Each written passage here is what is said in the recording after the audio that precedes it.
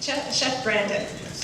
You have been very fortunate to get some early recognition not only locally, but also on national TV and the Food Network. Like all success, there must be a lot of struggle and hard work involved. What challenges did you face that were most significant, and how did you overcome them? Well, I started the bakery about 2 years ago, and it's a mini cupcake bakery in San Francisco.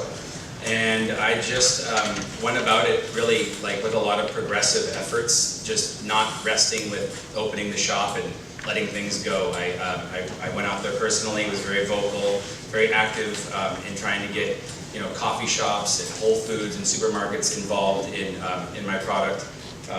We started during somewhat of recessionary times, and cupcakes aren't really something you need to live. It's like roof over your head. Yeah, so this was something that was kind of extra. So I really wanted to make it gourmet, and then I wanted to also make the price right. So we do these mini cupcakes for $1 each, and it's really hard to make it wholesale after that because that's almost kind of wholesale out of the gate. So that was a little bit of a challenge and a struggle. In offering our cupcakes at places like Whole Foods or some popular coffee shops around our bakery, that was a little bit of a lost leader in terms of, versus say taking out an ad in the weekly for $400, I was willing to put a little money behind getting the distribution happening and getting my product into people's mouths and stomachs and into their mind versus say a print ad. So things like that, decisions were made early on, doing Groupon or daily deals and things that, again, would be a little bit of a lost leader for me, but would get my product, some seen by people and out there in the public. There was no real plan. It was pretty unorthodox in terms of how I went about it. I went to college, but it wasn't really for cupcakes. So this was really just like, come into the community, start the bakery, spread the word. I'm pretty social, so I was out a lot and talking about it. And I think our bakery is in the Mission District of San Francisco, which is kind of like a Hispanic, Latino, Chicano neighborhood. So we were able to pull from some of the influence in terms of the culinary stuff like tres leche, so sweet plantain or Aztec chocolate. I personally have no history in like Latino, Chicano, Hispanic food, but in starting the bakery in this neighborhood, I was able to kind of quickly check other people out and get inspired and stuff, and so I think that helped as well. So we're not just cupcakes, it was kind of these mini gourmet kind of artisan cupcakes, but also pulling from some of the influence of the neighborhood we came out of.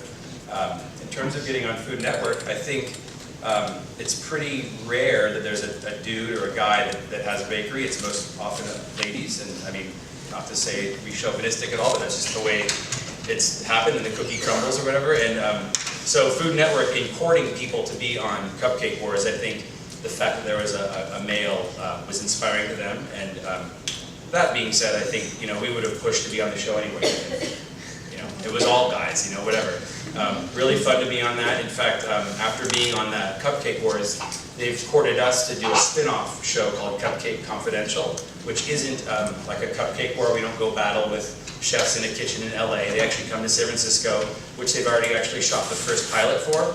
And that's a show that's just about us and our trials and tribulations. I have a 6-year-old, and I also do a lot of music stuff. So DJing and going to a soccer game and doing these big events, and the cameras are rolling through it all, and I think it makes for good TV, so they say. But the cupcake, yeah, it's trying to come up during recessionary times, trying to come up with a product, trying to come out with a product that you don't really need, but you're trying to make it something that people want and will buy, and it's just not stopping with opening the store and saying, okay, we're open. You really got to go out there. You got to spread the word, be social, talk to your friends, go out, spread the word, basically. Thank you. I'd just like to remind once again that we have cue cards for questions if you'd like to ask. So there's Fawzia on this end of the room, and there's Mariam on that end, and feel free to jot down your questions as we go along. Back to you, Nabil. All right, we're on our second round of questions. After this, we will open the floor for the audience. We're going back to Manish. Now, we touched on the topic of you being an amazing tabla player. Yes, so I heard. Thank you, by the way. Unfortunately, we don't get to hear it, but take our word for it. He's good. So, You were born and raised here in California and are still, you still seem very connected to your culture and more specifically to the love and appreciation of South Asian music. What advice would you give parents today who also want to nourish the appreciation of a different culture in their children and also want to encourage them to successfully follow their inner talent like you? Oh, wow. Okay. So, I learned tabla for about 25 years. Ustad Zakir Hussain, the great Ustad Zakir Hussain, his first cousin, Sayyid Arshad, was doing his MBA in Sonoma. He just happened to be a tabla player too, of great mastery. So my parents, the key cog, took it upon themselves to make me play tabla. But the make was to create interest, and to create interest was exposure.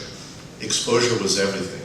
I think that instead of where we are now, that if one of these popular shows is coming in, where Sonu Nigam is coming to town, or Asif Ali's coming in, well, won't be, but you know what I mean. Basically, the idea is that when there's these popular shows that come, we think, oh, let's leave the kids with the babysitter. But that doesn't work. How are they going to be exposed to the culture and the art if they don't get to see it? I think that was the key, really, was exposure. And then also, when you speak of it in a very positive way.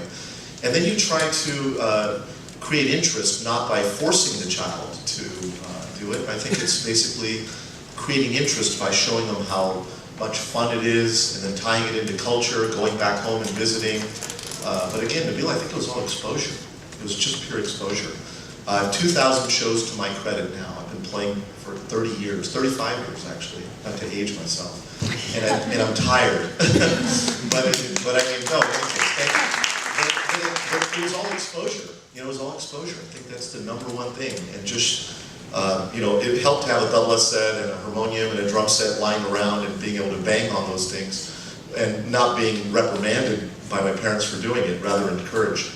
But the more you expose them, the more you show them the beauty. And now you look and there's opportunity. I mean, we did a film, Noor and I did a film that was an American production that required Indian classical or North Indian, Pakistani music. And so it's okay to have that crossover. And when you show them that you can cross over, we did a song for a rap artist, a platinum-selling rap artist that we did, Long Gavaja, and we did a fusion for that. My mom sang on it, and Noor and I also did that as well. And you wouldn't have imagined, and she didn't even know what she was singing for. And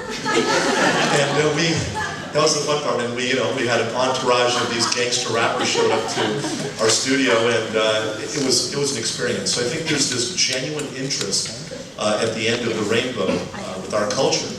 And it's not to sound like I'm doing a lecture, because I'm not. I'm trying to answer the question, that it was all exposure. So that's the word. Okay, thanks. Maybe I should have brought my kids here. Yeah, no, I see them with us. All right, Malika.